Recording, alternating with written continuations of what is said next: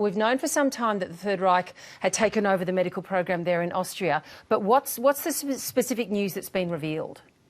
The specific news here is that even though after the war, Hans Asperger denounced the Reich's racial hygiene agenda and the euthanasia program, that he referred at least 2 children to almost certain death at a killing center named Spiegelgrund, which was run by a former colleague of his. So this is actual evidence that Asperger's signature condemned at least a couple of children to death. And also there's evidence that he sat on a committee that decided whether children would live or die. Now, what both Herwig Czech, the author of this new paper, and Edith Schaeffer, the author of a book that's going to be coming out shortly, say is that they don't know if Asperger also used his position to save other children, but certainly, you know, signatures on 2 death warrants is too many.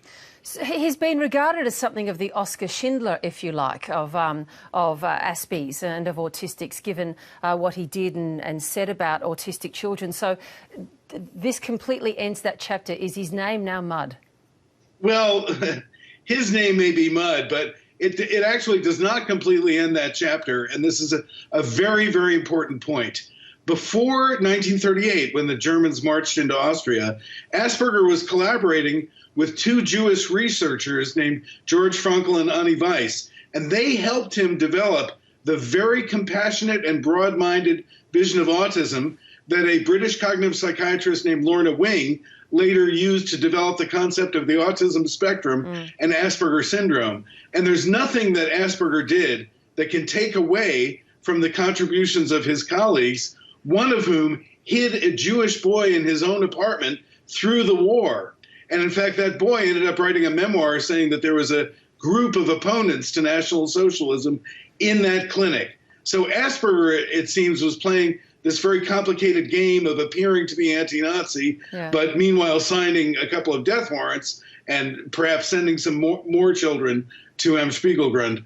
But the vision of autism that came out of that clinic, which we now call the autism spectrum, that's definitely not mud. In fact, it turned out to be true. The term Asperger's is not used anymore as a diagnosis. It is now called the autism spectrum. But with this news, do you think this is the end of that term?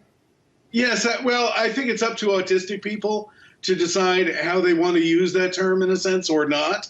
You know, I don't think I should be telling them what to think.